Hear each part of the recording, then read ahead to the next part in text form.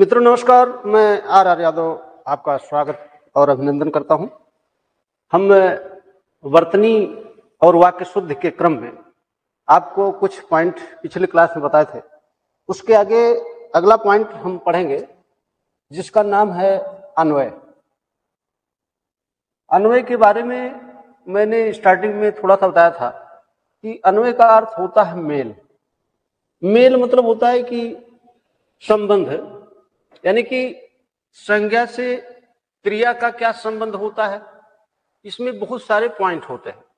जैसे आपने पढ़ा होगा संज्ञा का क्रिया से क्या मेल होता है और सर्वनाम से क्रिया का क्या मेल होता है। फिर आप देखेंगे कि कर्म और क्रिया का क्या मेल होता है। इसमें बहुत सारे संबंध होते हैं और पूरे व्याकरण शास्त्र में अगर वर्तनी की हम बात करें तो सबसे अधिक प्रश्न यही इसी क्षेत्र से आते हैं। तो जैसे आपने पढ़ा होगा पुरुष, मैंने बताया था कि प्रथम पुरुष, मध्यम पुरुष, उत्तम पुरुष, इसका संबंध जो है ये भी वाक्य में आते हैं। तो वाक्य में भी एक किसी प्रकार से संबंध रखते हैं। तो पुरुष जो होते हैं इन तीनों पुरुषों में भी संबंध होता है। तो पुरुष से पुरुष का क्या संबंध होता है कि वाक्य में अगर तीनों पुरुष आ गए तब आप वाक्य कैसे सही करेंगे। सबके लिए नियम बनाए गए हैं। ठीक, तो सबसे पहले आप इसको ऐसे क्रम वाइज पढ़ेंगे। और आपको मैं बताऊं कि जो वैसे वनडे एग्जाम है या छोटे एग्जाम आप देते रहते हैं एग्जाम, तो उसमें तो ऐसे ही सामान्य रूप से प्रश्न करके छोड़ दिया जाता है कि निम्नलिखित शब्दों में कौन वर्तनी सही है या कौन वर्तनी सही नहीं है। तो ऐसे तो सामान्य प्रश्न होते हैं, लेकिन जब वो वाक्यों से प्रश्न किया जाता है तब थोड़ा सा कठिन हो जाता है। वहां पर आपको विशेष ध्यान देने की जरूरत पड़ती है। तो आप देखे होंगे कि पीसीएस वगैरह अगर आपने मेंस कभी लिखा हो तो उसमें वर्तनी की जो वाक्य शुद्धि आती है उसमें उस वर्तनी का प्रकार भी पूछता है, यानी कि अशुद्धियों का प्रकार पूछता है कि किस प्रकार की शुद्धि है। तो ये आपको धीरे धीरे करके सब चीज समझ लेना है। तो सबसे पहले हम पढ़ेंगे क्या, संज्ञा और क्रिया का क्या मेल होता है। ठीक, तो संज्ञा और क्रिया का क्या मेल होता है, यानी कि आपने ये पढ़ा होगा कि जैसे हमने कहा कि वह लड़का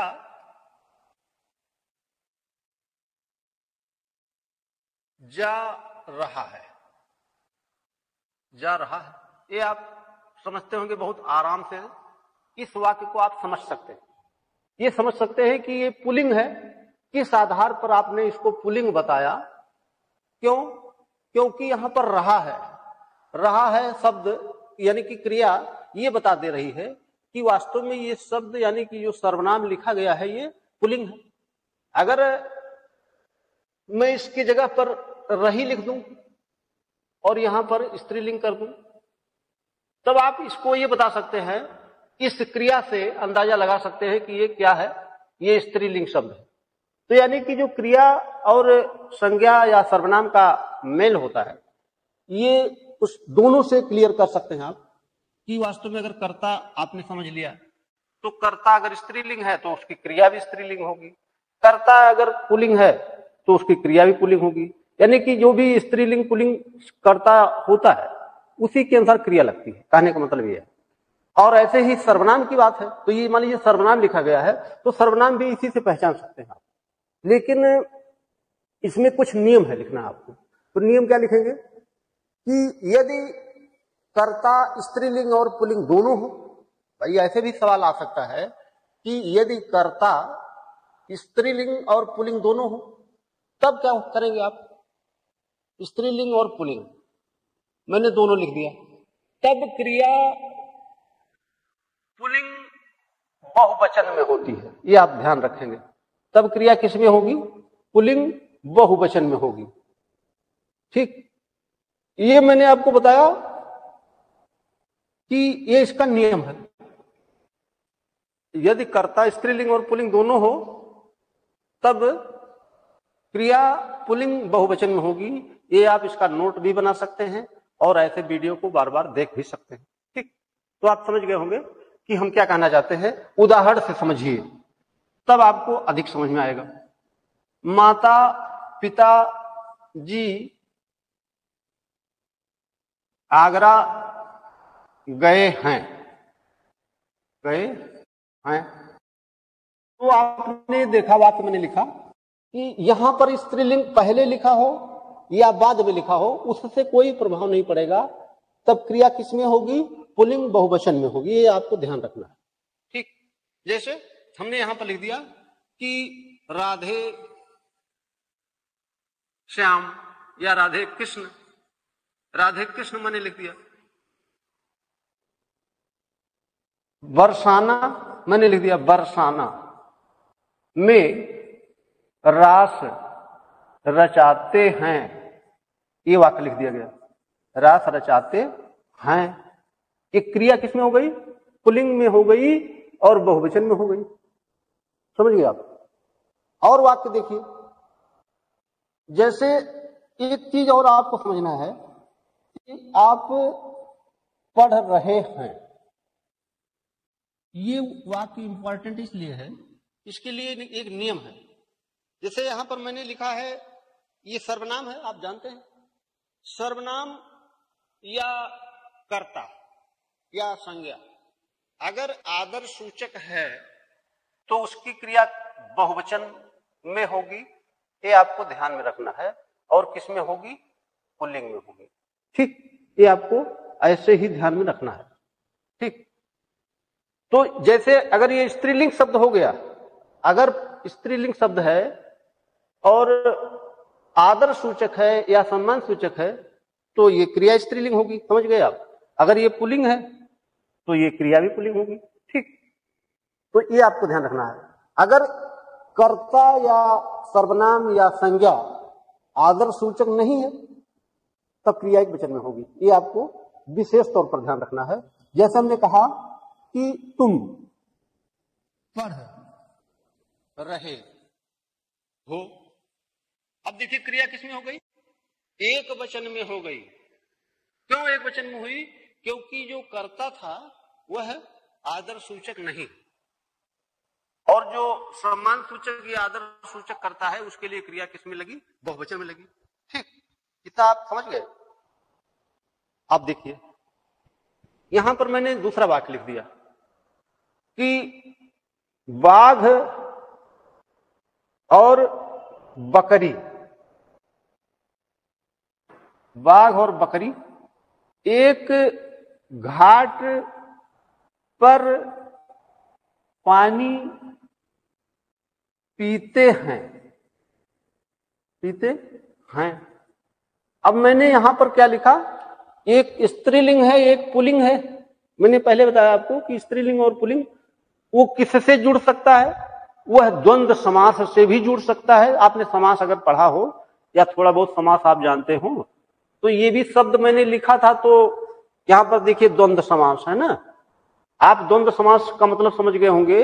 वहां पर वो संयोजक चिन्ह हो सकता है या संयोजक शब्द हो सकता है। शब्द ये मैंने लिखा है और चिन्ह वहां पर लगाया है, आप समझ गए होंगे। तो यहां पर तथा भी हो सकता है, एवं भी हो सकता है। समझ गए आप? तो ये ऐसे वाक्य पूछे जाते हैं तब आपको विशेष तौर पर ऐसे ध्यान रखना है। ठीक, इतनी बात क्लियर? कोई डाउट आपको हो तो आप बिल्कुल कमेंट करके पूछ सकते हैं। ठीक, आगे देखिए, मान लीजिए ऐसे पॉइंट आउट करके आप लिखेंगे, यदि कर्ता विभिन्न लिंगों के कई हूं, विभिन्न लिंगों के कई, तब क्रिया किसमें लगेगी? तब ध्यान रखना है कि तब क्रिया अंतिम कर्ता के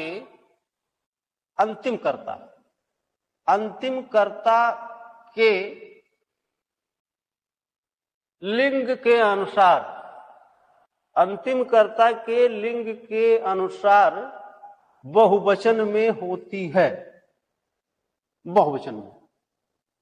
तो इससे आप एक बढ़िया नोट भी बना सकते हैं। और मैंने आपको यह भी बताया है कि हमारे पास नोट की भी व्यवस्था है। आप कंसल्ट कर सकते हैं, नोट प्राप्त कर सकते हैं। ठीक, जो लोग ऑनलाइन पढ़ना चाहते हैं वो ऑनलाइन पढ़ सकते हैं, जो लोग ऑफलाइन पढ़ना चाहते हैं वो ऑफलाइन पढ़ सकते हैं, जिन लोगों को नोट चाहिए वो नोट प्राप्त कर सकते हैं, जिन लोगों को दोनों चाहिए वो दोनों प्राप्त कर सकते हैं। ये आपके ऊपर डिपेंड करता है कि आपके अंदर कितनी डेडिकेसी है, या आप किस तरह से पढ़ना चाहते हैं, या किस प्रकार का एग्जाम क्वालिफाई करना चाहते हैं। ठीक, तो आप इसको देखिए, हमने कहा, उदाहरण लिया कि गीता, सरिता, सुरेश, महेश और अनीता मेला देखने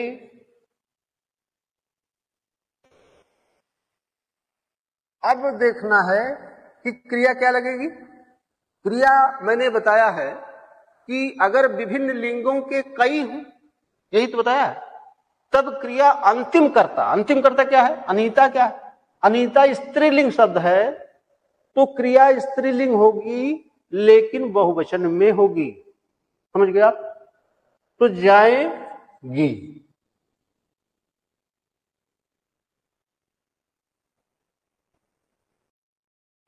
अब अगर ये शब्द पुल्लिंग होता तब क्या होता, जाएंगे। समझ गए?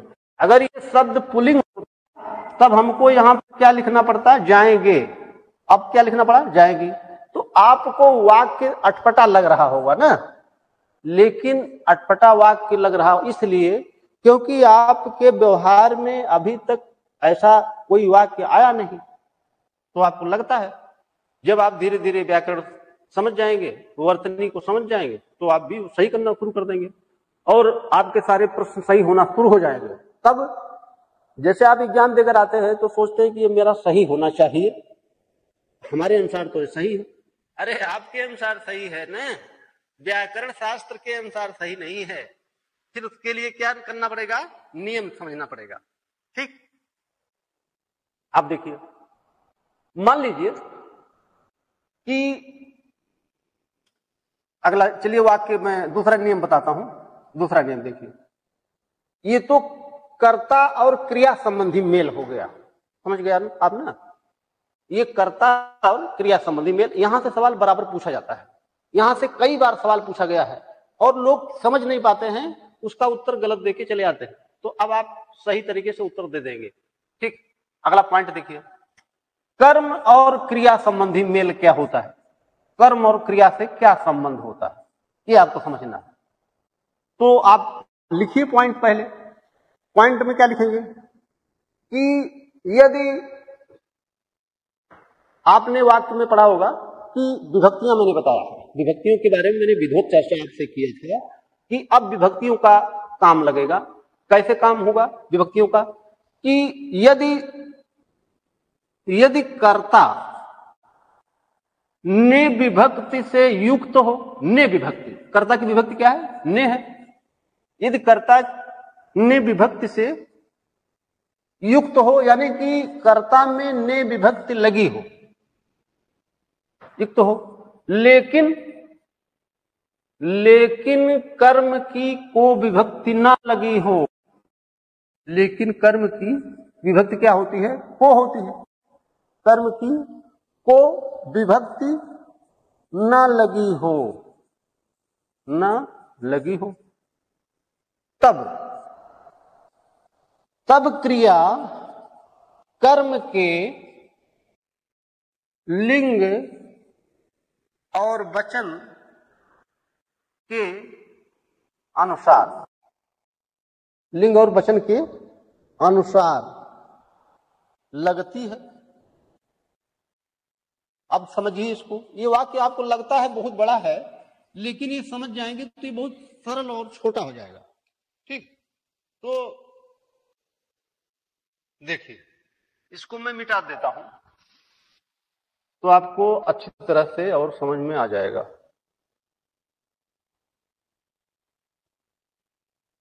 देखिए,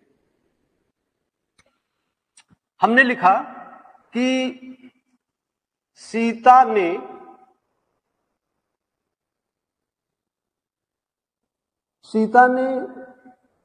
कलम खरीदी।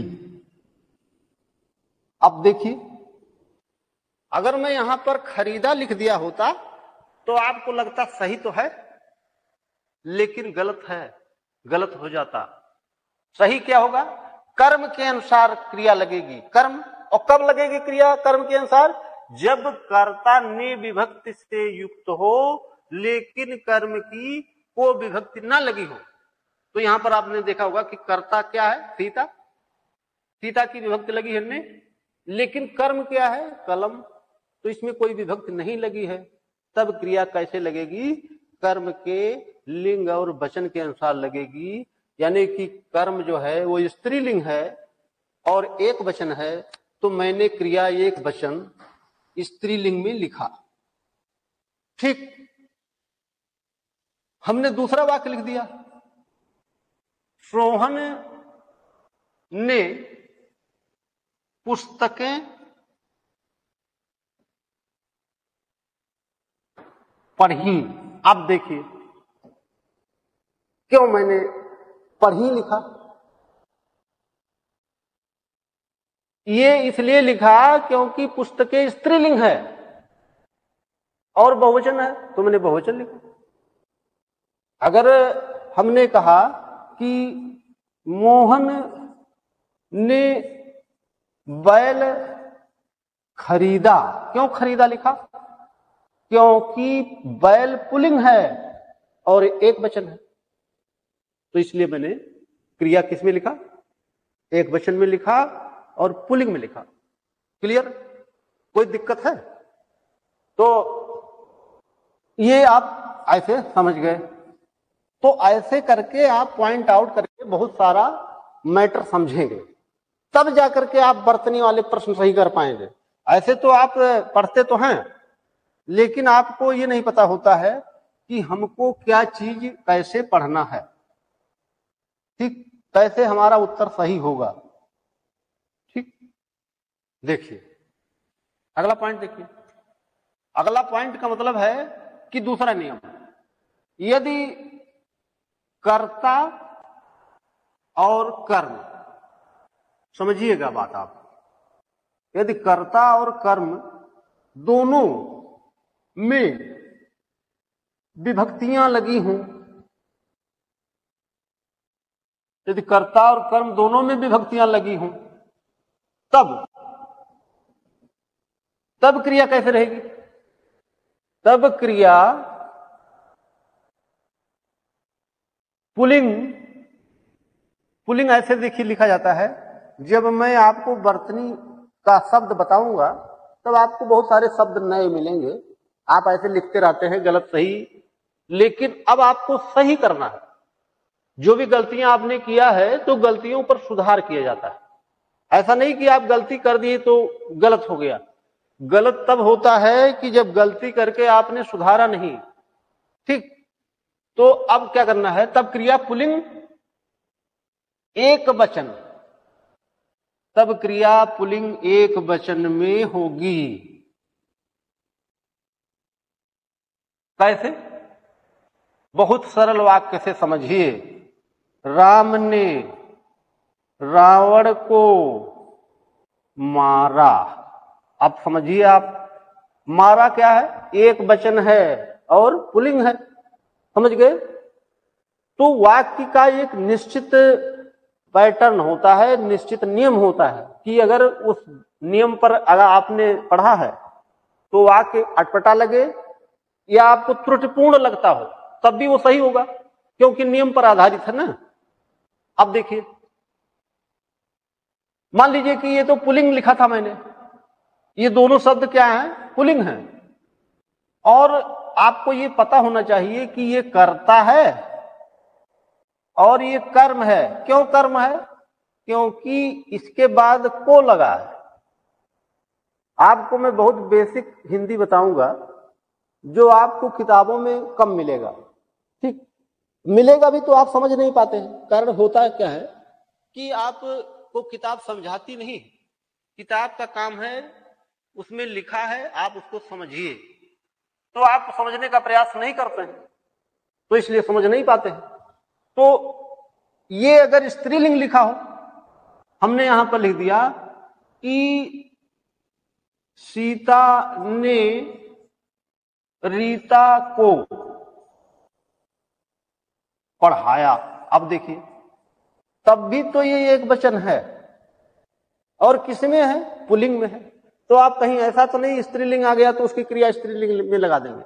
वो एक निश्चित व्याकरण शास्त्र के नियम पर आधारित होता है, इसलिए आप ऐसा नहीं करेंगे, नियम के तहत रहेंगे। समझ गए आप? कोई दिक्कत है इसमें? कोई दिक्कत है आपको? ये दो उदाहरण मैंने बताया आपको, समझ गए? अगला देखिए, अगला नियम आप पढ़िए। नियम ही समझना है आपको। जब नियम समझ जाएंगे तो आपको दिक्कत नहीं होगी। कैसे? मान लीजिए अगला नियम है, यदि वाक्य में तीनों पुरुष आ गए, आप समझिए, यदि वाक्य में तीनों पुरुष आ जाएं, तीनों पुरुष का मतलब उत्तम पुरुष, मध्यम पुरुष, अन्य पुरुष, तब क्रिया अंतिम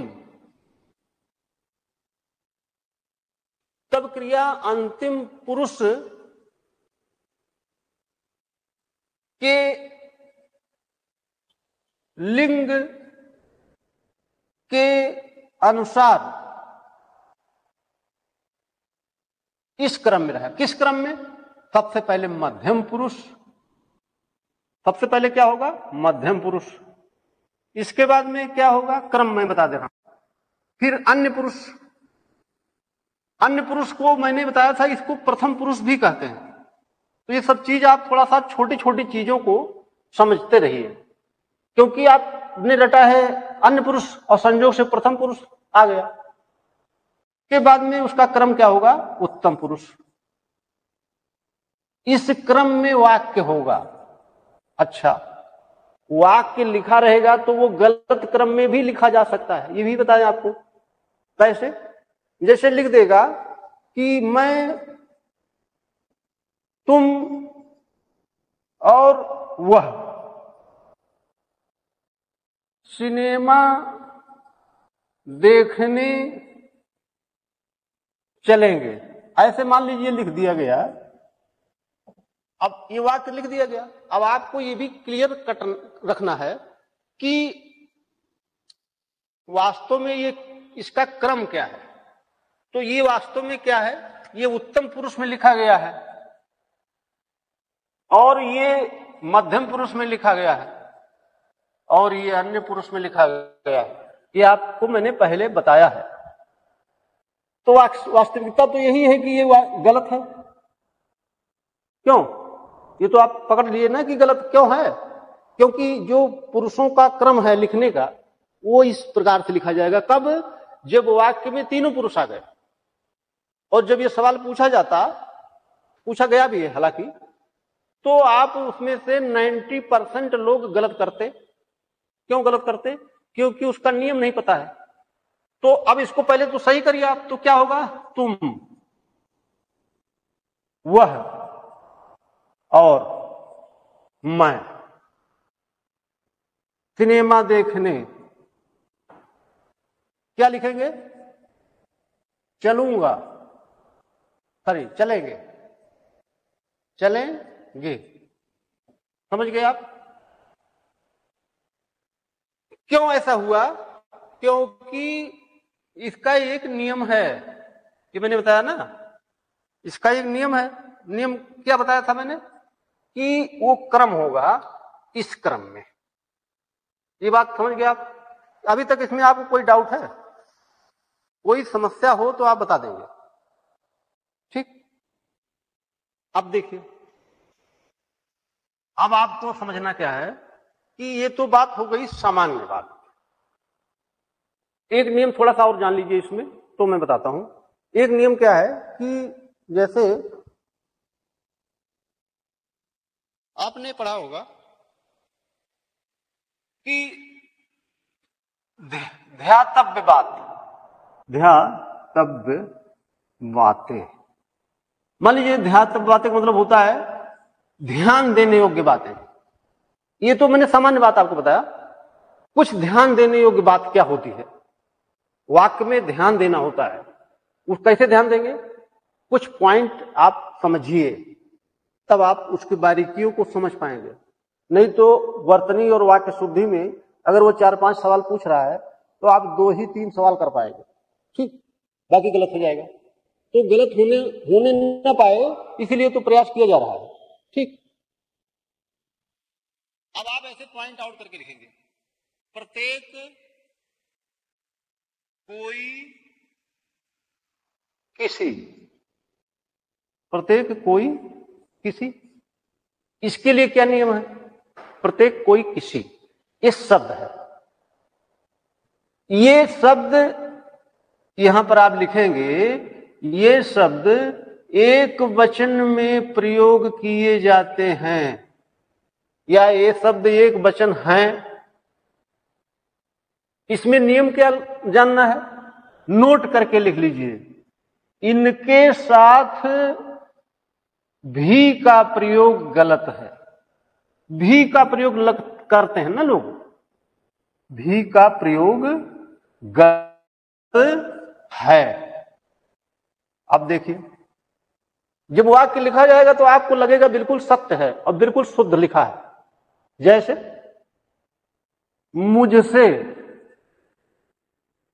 मुझसे कोई भी काम नहीं हो पा रहा है।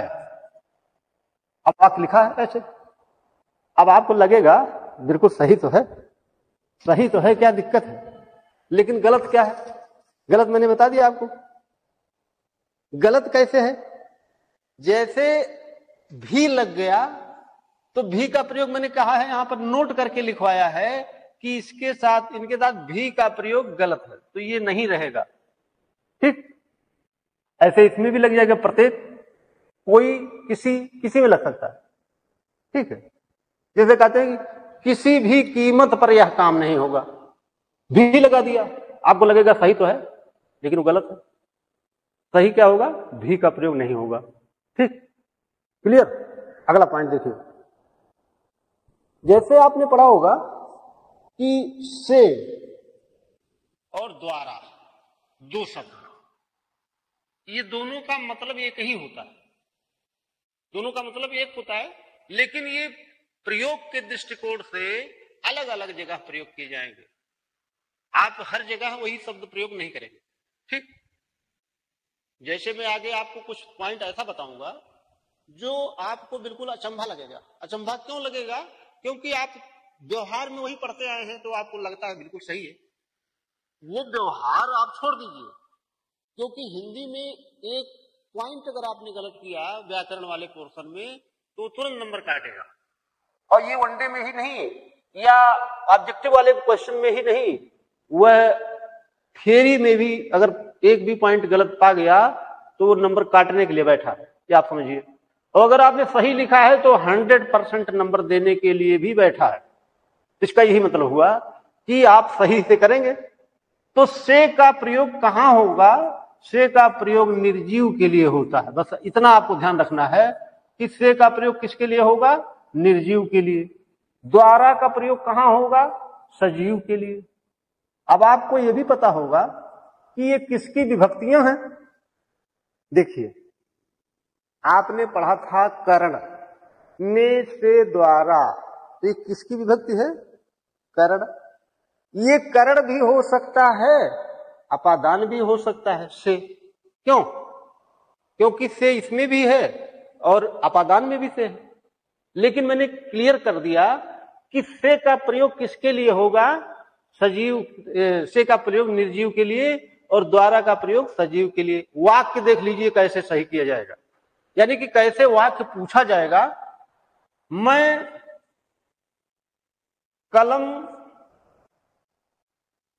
कलम से लिखता हूं, मैं कलम से लिखता हूं।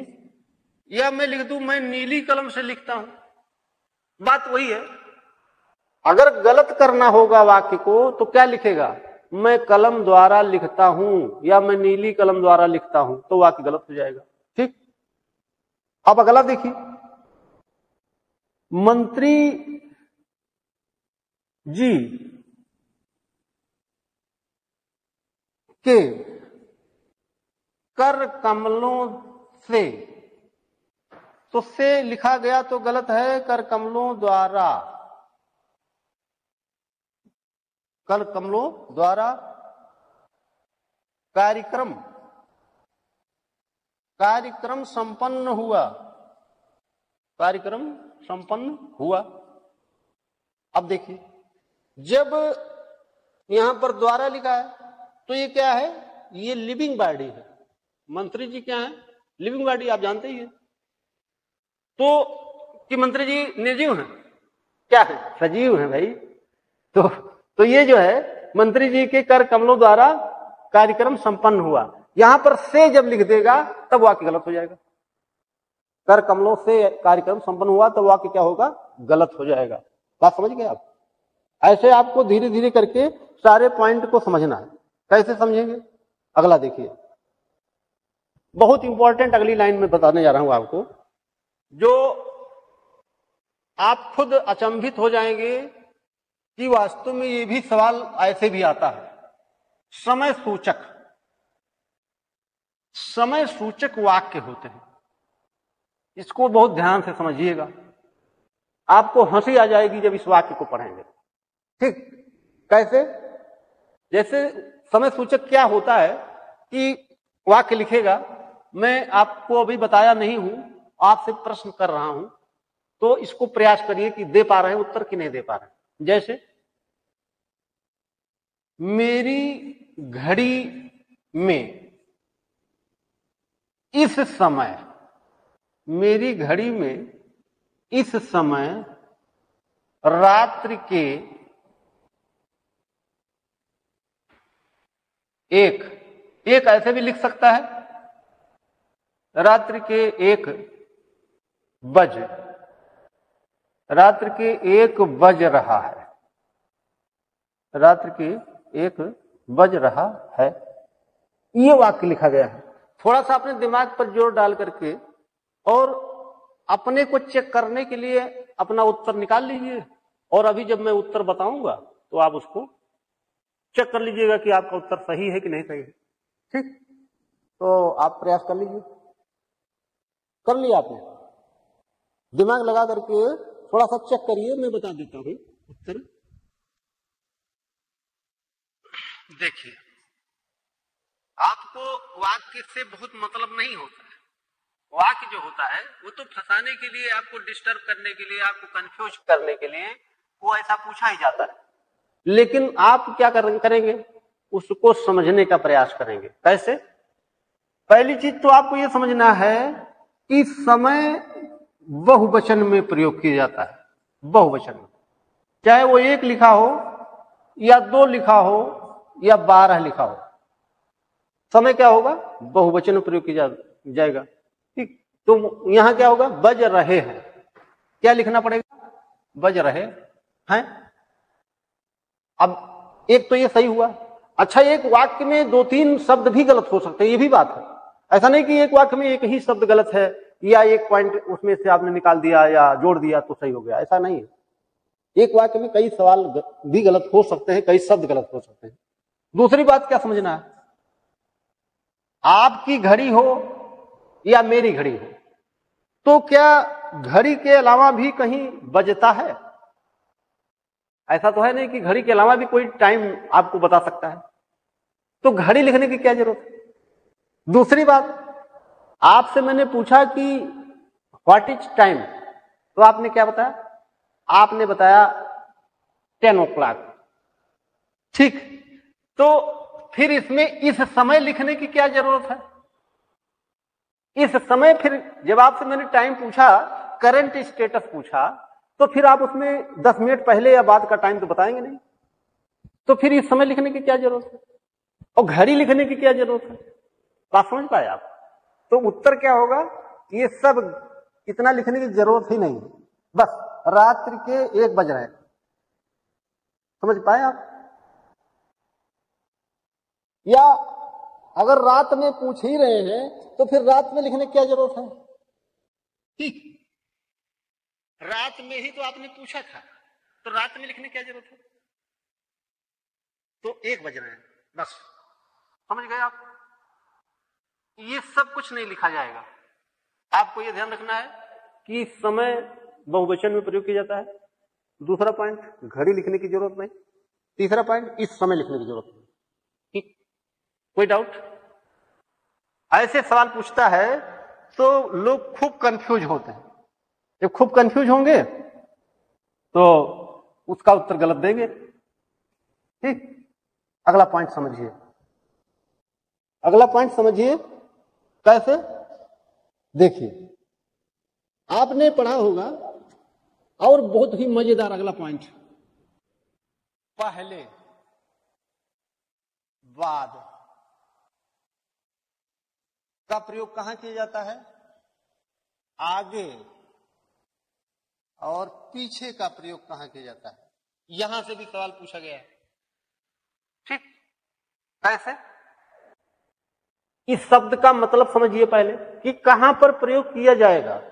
वाक्य आएगा तो आप चाहे, कोई जरूरी नहीं है कि जो उदाहरण मैं दूं वही पूछा जाए, जो वाक्य आना है आ जाए। आप उस शब्द के बारे में समझे रहेंगे तो उत्तर देने में कोई समस्या नहीं होगी। ठीक, जैसे ये शब्द समय के लिए प्रयोग किया जाता है। आपको क्या ध्यान रखना है? समय। आगे पीछे शब्द कहां प्रयोग किया जाता है? स्थान के लिए। अब वाक्य देखिए कैसे आएगा। वाक्य आएगा कि बनारस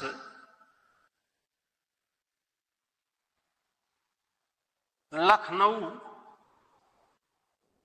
के बाद है, ऐसे वाक्य आएगा। आप बताइए, आपको देखने में गलत लगता है? ये बिल्कुल सही लगेगा, कोई दिक्कत नहीं मालूम होगी, लेकिन 100% गलत है। क्यों? क्योंकि ये स्थान है, ये स्थान नहीं है। जब आप संज्ञा पढ़ रहे थे तो मैंने बताया नहीं था, कोई स्थान है तो संज्ञा है, समझ गए ना? तो स्थान है तो स्थान के लिए क्या बताया मैंने? ये बाद नहीं लगेगा। स्थान के लिए यहां पर आगे लिख सकते हैं या पीछे लिख सकते हैं, ये दोनों शब्द सही होगा। तो वाक्य इस प्रकार से पूछना चाहेगा। अगला पूछेगा, अगला उदाहरण देख लीजिए। मोहन सोहन के पीछे आया। गलत। क्यों गलत? क्योंकि ये समय इसमें छिपा हुआ है, समय छिपा ना। तो समय के लिए क्या बताया मैंने? यहां पर पहले हो सकता है या बाद हो सकता है। और यहां से खूब प्रश्न किया गया है, आपको मैं बता दूं, यहां से खूब प्रश्न किया जाता है। क्यों? क्योंकि आप लोग उसको सही तरीके से पढ़ते नहीं, तो इसलिए प्रश्न पूछा जाएगा। अगर आप सही पढ़ते होते तो वो पूछना बंद कर देगा। आपने एक बात देखा होगा कि जैसे आप यस से पढ़ते हैं ना, यस से पढ़ते हैं, यस से पूछा भी जाता है, तो कभी कभी करता क्या है, लोक सेवा आयोग उसी यस से को बराबर पूछता रहता है। क्यों पूछता? पर्यावरण से सवाल पूछेगा, हर साल पूछ रहा है। प्रदूषण से सवाल क्यों पूछता है? क्यों प्राकृतिक आपदा से सवाल पूछता है? इसका मतलब है कि अभी वो भारत में या वर्ल्ड लेवल पर आप बात करें तो उस पर कुछ देशों ने भले ही कुछ तकनीकी सुविधाएं प्राप्त कर ली हों, कुछ टेक्नोलॉजी जैसे जापान वगैरह में है, इंडोनेशिया वगैरह में है, तो कुछ टेक्नोलॉजी डेवलप है। लेकिन भारत जैसे देश में अभी ऐसी कोई तकनीकी नहीं है जिससे प्राकृतिक आपदा को कुछ कम किया जा सके या समाप्त किया जा सके। समाप्त तो किया ही नहीं जा सकता, कम करने की भी कोई व्यवस्था नहीं। तो सरकार का ये उद्देश्य होता है कि हो सकता है कोई लड़का इस प्रकार से लिख दे यस से, या कोई ऐसी तकनीक बता दे तो उस दिन ऐसे पूछना वो बंद कर देगा। ठीक है, जिस दिन उसको तकनीकी पता चल जाए, इसीलिए बार बार पूछा जाता है। तो लोक सेवा आयोग प्रश्न भी ऐसे करता है, जैसे आप नहीं जान पाएंगे तो उसी को पीछे पड़ा रहेगा वो। आपने देखा होगा कि कोई कोई प्रश्न ऐसे भी होते हैं कि जो एग्जाम में बराबर आते हैं। ठीक, तो हमारे कहने का मतलब यह है कि क्वेश्चन का रिपीटिशन होता है। वो कहो तो लगातार 3-4 साल वही सब पूछ ले, जैसे इस प्रकार के सवाल पूछना है उसको, तो वो तब तक पूछेगा जब तक 99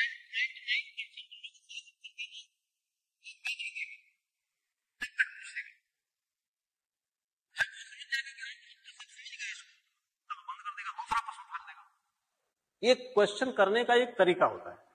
हालांकि ये कोई ऐसी बात नहीं है कि इसमें सब कुछ वही रहेगा, लेकिन मेरे कहने का मतलब ये है कि क्वेश्चन ऐसे ही पूछे जाते हैं, इसका तरीका भी यही है।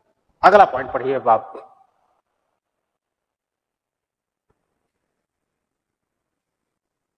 देखिए, यहां से भी सवाल मिलता है आपको, शस्त्र और अस्त्र।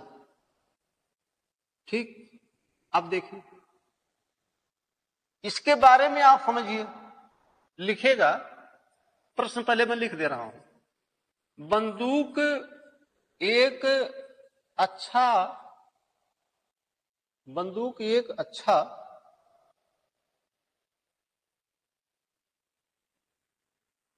शस्त्र है, ऐसे लिख दिया मैंने। अब आप कंफ्यूज हो गए कि शस्त्र होगा कि अस्त्र होगा, तो वाक्यों पर मत जाइए। वाक्य तो कोई जरूरी नहीं बंदूक लिख दे, वो कुछ और भी लिख सकता है। आप इन शब्दों को समझना है कि ये शब्द कहां प्रयोग किए जाएंगे। ठीक, तो शस्त्र हाथ से पकड़कर मार करने वाला हथियार है। हाथ से पकड़कर मारने वाला है हथियार, समझिए आप। ठीक, और जो अस्त्र होता है हाथ से फेंक कर मारने वाला हथियार है, समझिए आप। अब इसमें भी अस्त्र हथियार भी आपको याद रखना चाहिए। जैसे जो शस्त्र होता है वो कौन कौन होता है, जैसे तलवार, भाला, लाठी। तलवार है, भाला है, लाठी है, चाकू है, हथौड़ा है, घन है। ये बहुत सारे ऐसे शब्द हैं। अब आप अस्त्र के बारे में थोड़ा जान लीजिए। अस्त्र जैसे गुलेल आपने सुना होगा, बंदूक आपने सुना होगा, प्रक्षेपास्त्र सुना है, प्रक्षेपास्त्र, और चक्र, और तीर, धनुष, बाण आपने सुना होगा। ये शब्द देखिए आप और इस पर विचार करिए। जब विचार करेंगे तो कंफ्यूजन क्रिएट हो जाएगा। कैसे क्रिएट होगा? जैसे आपने ये देखा होगा कि लाठी को पुलिस मार करके फेंक देती है, लाठी को पुलिस, और उसका प्रयोग करती है किसमें? आपको देखने में लगेगा कि लाठी फेंक करके मारी गई। इसका मतलब है कि वो आपको लगता होगा कि अस्त्र है, लेकिन मैं आपको बता दूं कि वो गलत प्रयोग कर दिया गया। जैसे आपने देखा होगा कि चाकू वगैरह को, पुरानी मूवी आप देखिए तो उसमें लोग क्या करते थे कि चाकू फेंक देते थे, और मूवी में आपने देखा होगा कि चाकू जाकर के लगती थी दूसरी जगह। शत्रुघ्न सिन्हा वगैरह या धर्मेंद्र वगैरह की मूवी, पुरानी मूवी जो आप देखते हो अगर, तो उसमें आपको पता चल जाएगा उसका वास्तविक नेचर वह नहीं है। वास्तविक नेचर है चाकू का कि उससे सब्जी काटिए या सीधे हाथ से किसी का मर्डर करना हो तो मार दीजिए। मतलब आप मारिए नहीं, मतलब ये है कि उसका नेचर मैं बता रहा हूं। आपने बहुत चाकू का नाम सुना होगा, रामपुरी चाकू और फलाने चाकू, और सबके अलग अलग नाम है। तो लेकिन उसका वास्तविक नेचर है हाथ से पकड़ करके प्रयोग करिए। आपने देखा होगा भाला, भाला को महाभारत में कहीं कहीं प्रयोग कर दिया गया है कि फेंक दिए भाला, भाला फेंक दिया गया और उसके बाद जाकर के दूसरे वो लगा, जैसे शकुनी वगैरह हैं वो ये सब भाला फेंक करके मारे। तो इसका ये मतलब नहीं हो गया कि उसका नेचर बदल गया, उसका नेचर ये है कि हाथ से पकड़ करके ही वार किए जाए।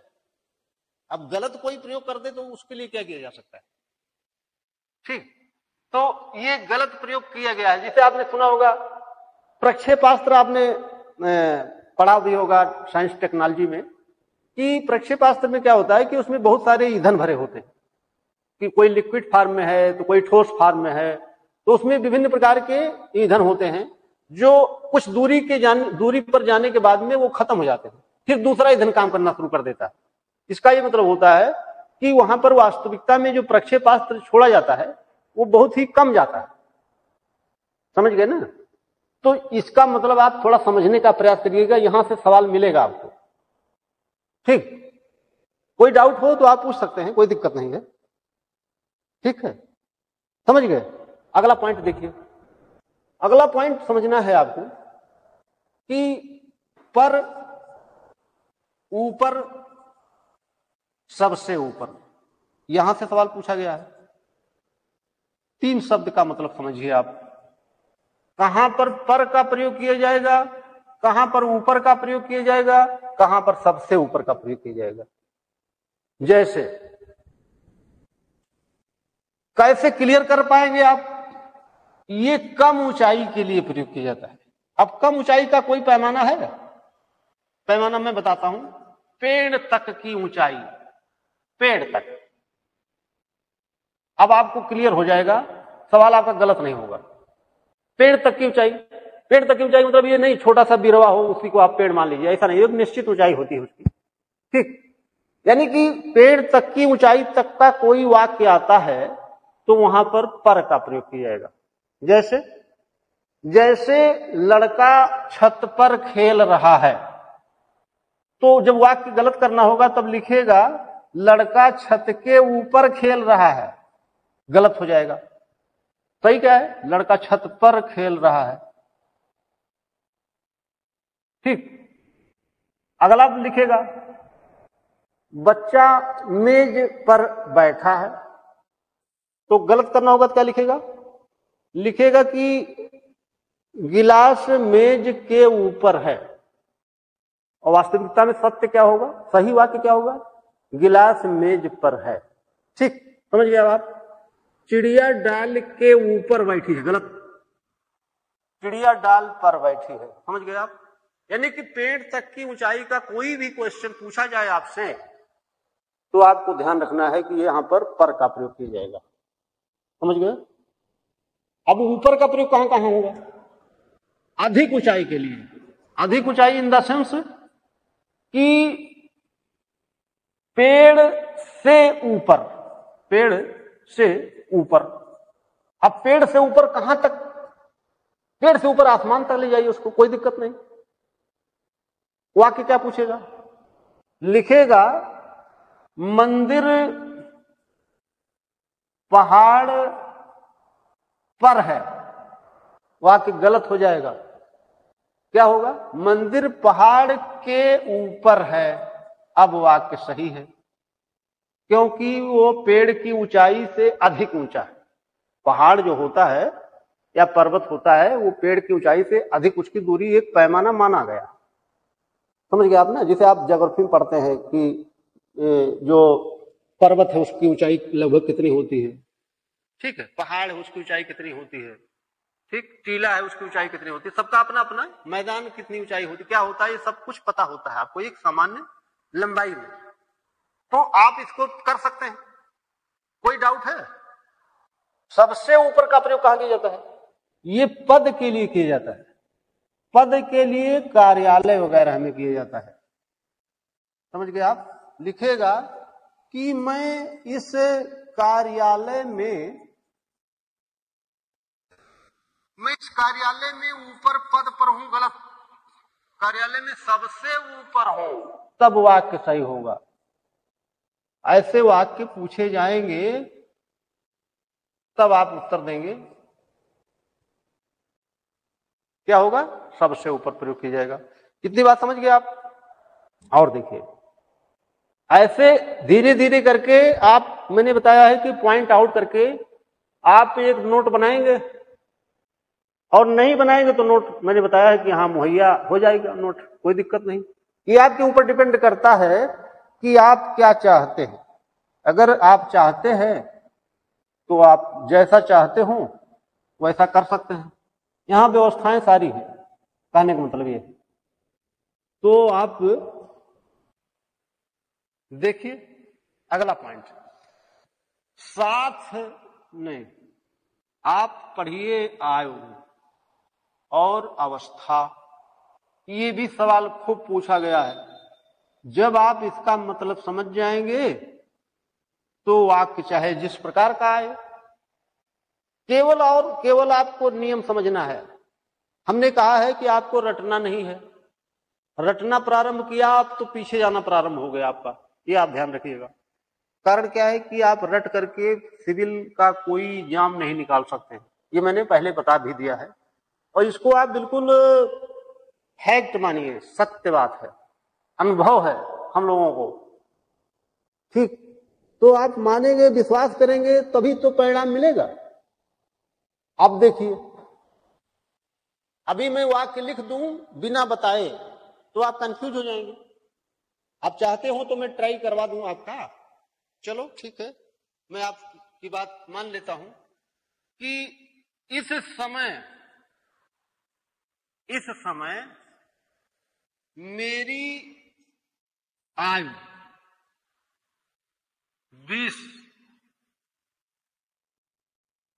20 साल में, मैं लिख दिया 20 वर्ष। इस समय मेरी आयु 20 वर्ष की है, ऐसे वाक्य लिख दिया गया। इस समय मेरी आयु 20 वर्ष की है। आपसे कह दिया गया कि वाक्य सही करिए, सही है कि गलत है, तो आप कहेंगे कि गलत है या सही है, कुछ कहेंगे। उसको कहने से पहले आप इसको समझ लीजिए। कैसे समझना है? देखिए, आयु का प्रयोग जीवन के अंत में, अंत का मतलब है मरणोपरांत। मरणोपरांत शब्द ये प्रयोग किया जाएगा। ये शब्द कहां प्रयोग किया जाएगा? मरणोपरांत। समझ गए आप? अवस्था शब्द कब प्रयोग किया जाएगा? जीवन के किसी पड़ाव पर। मान लीजिए कि आज आपकी उम्र है 30 साल, तो अगली साल 31 साल की हो जाएगी, फिर अगली साल 32 साल की हो जाएगी, और ठीक इसके पहले कितने साल की थी? 29 साल की थी। तो आप समझ गए होंगे कि ये परिवर्तनशील है। क्या? अवस्था। अवस्था क्या है? परिवर्तनशील है।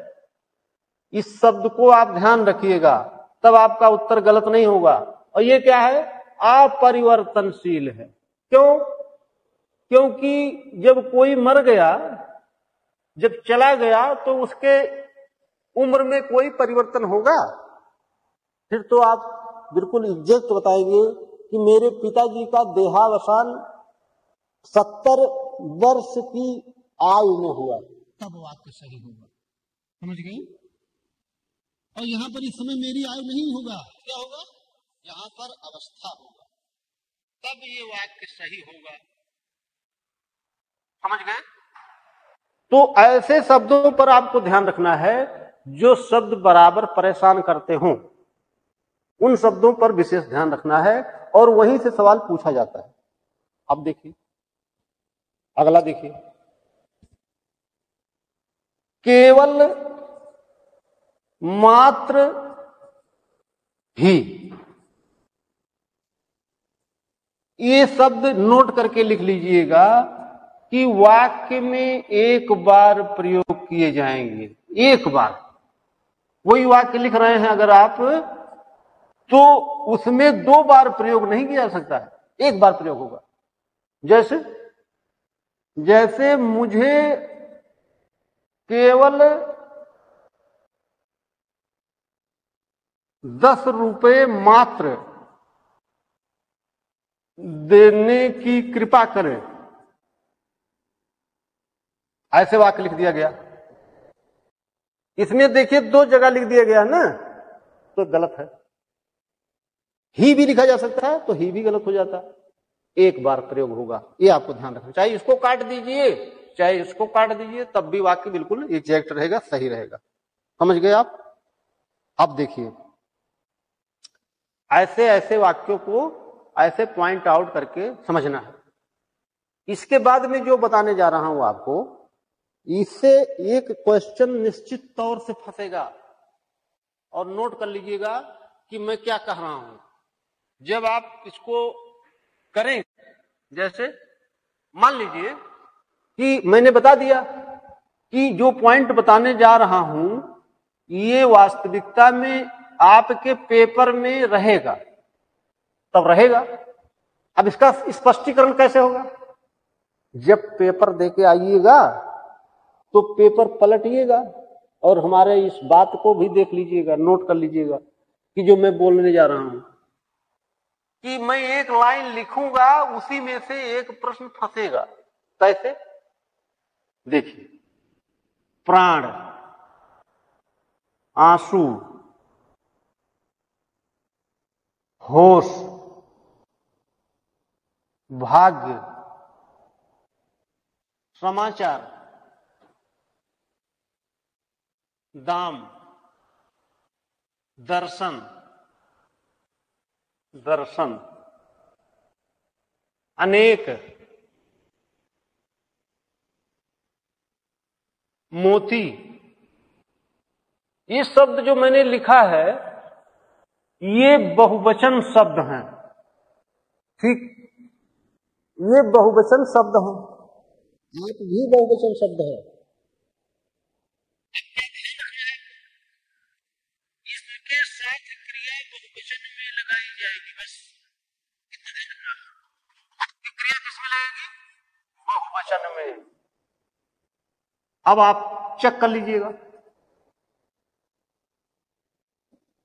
एक वाक्य उदाहरण के रूप में बता देता हूं। शेर को देखकर बच्चे के प्राण निकल गए। अब गलत करना होता तब क्या लिखता? ये मैंने वाक्य सही लिख दिया। गलत करना होता तो लिखता शेर को देखकर बच्चे का प्राण निकल गया। ऐसे ही सारे वाक्य इसमें दिए हैं, तो लिखेगा भगवान के अनेकों नाम हैं। अनेक नाम है, ध्यान रखना, ये कई बार सवाल पूछा है, ठीक? अच्छा, ये ऐसे पूछेगा कि मैं भगवान का दर्शन करने आया हूं। आप इस वाक्य को सही कर दीजिए, जबकि मैंने आपको नियम बता दिया है। कर लेंगे? नहीं कर पाएंगे। करके देख लीजिए, चेक कर लीजिए अपने आप को, क्या सही होगा। ये बहुवचन कहा है मैंने, दर्शन वगैरह शब्द आ गया तो क्या होगा? बहुवचन होगा। कैसे? अगर बहुवचन बनाना तो क्या होगा? इसको हटा दीजिए आप, तो यहां पर क्या लिखना पड़ेगा? भगवान के दर्शन करने आया हूं, तब ये बहुवचन हो गया। समझ गए आप ना? अच्छा, एक वाक्य और लिख देता हूं, थोड़ा सा आप प्रयास करिएगा, इससे हट करके है। इसमें इतना ही समझना था आपको कि ये शब्द आए तो आप थोड़ा रुक जाइए, क्लियर कर लीजिए वाक्य कैसा लिखा गया है। अगर वाक्य एक वचन में लिखा गया तो गलत है, वो बहुवचन ही होगा। और आंसू निकल पड़े तब तो सही होगा, आंसू निकल पड़ा गलत होगा, एक वचन हो गया पड़ा। ठीक, तो ये बात समझ गए। अगला आप देखिए, अगला पॉइंट मैं आपको बताने जा रहा हूं, जो आप खुद प्रयास करिए। एक बार आप प्रयास करके चेक करिए कि आपको आता है कि नहीं आता है, तो मैं तो बताऊंगा ही। मेरे भाई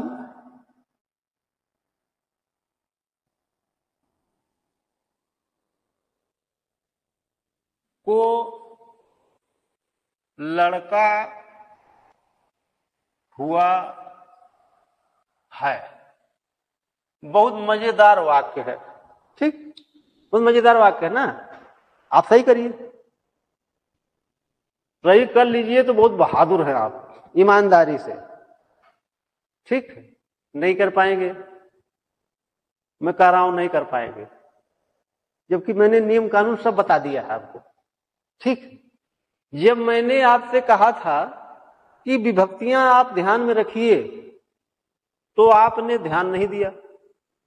जब तक आप बेसिक चीजों को नहीं समझेंगे, जो मैं बताऊंगा उसको नहीं समझेंगे, तब दिक्कत पैदा होगी।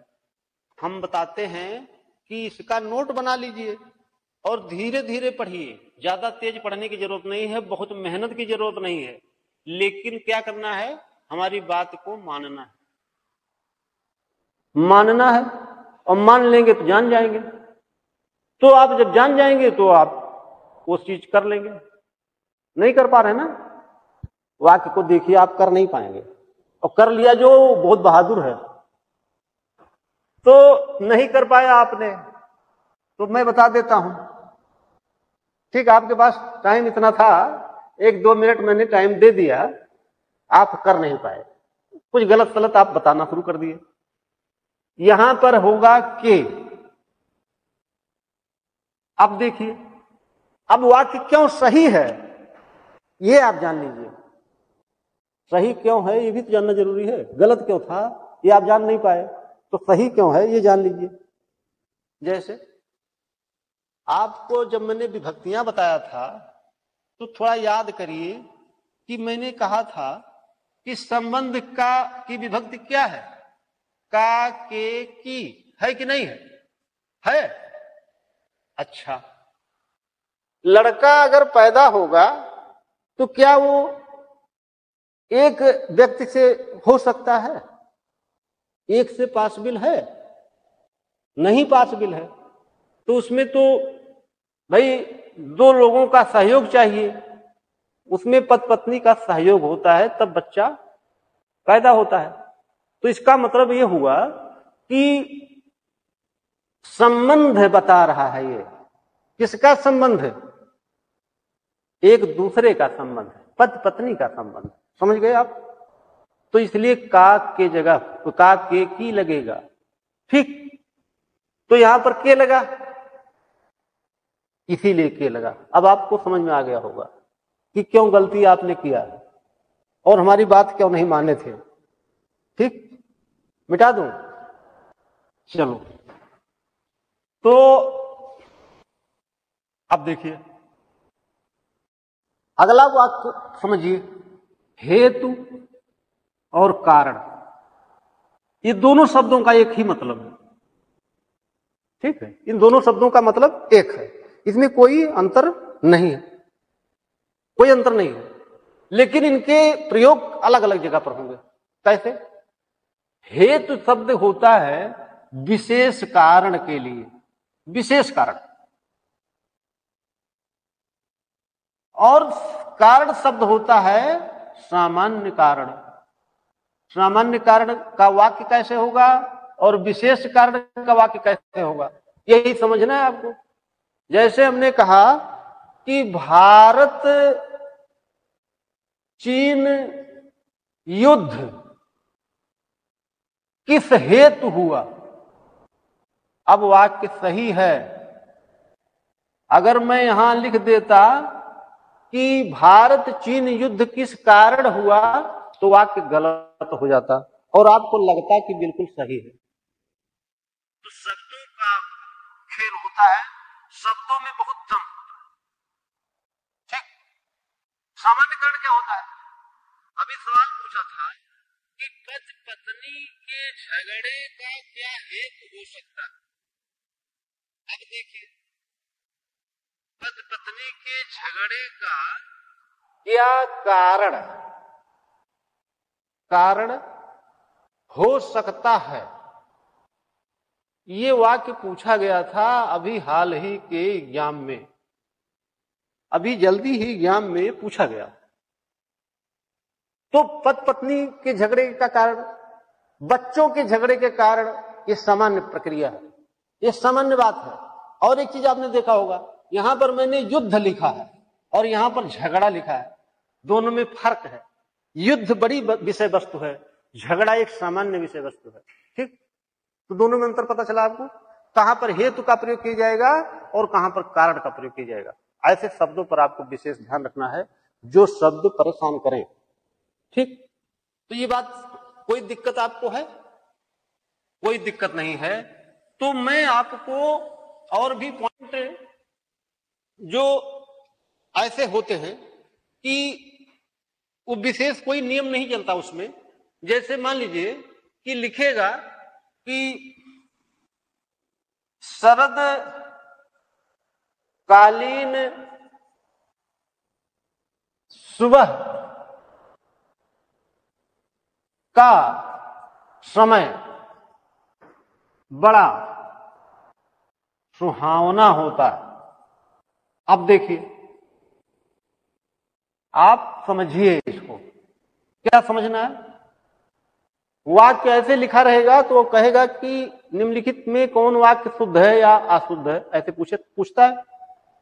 तो इसमें गलत है ये। क्यों गलत है? क्योंकि शरदकालीन ऑलरेडी एक समय है और यहां पर और ये समय फिर नहीं रहेगा यहां पर, ऐसे इसको हटा दीजिए तब वाक्य सही हो गया। शरदकालीन सुबह बड़ा सुहावना होता है। ठीक, तो यहां पर का दृश्य भी लिख सकता हो, सुबह का दृश्य, अब भी सही है। ऐसे वाक्य पूछे जाते हैं। और देखिए, लिखेगा कि ताजमहल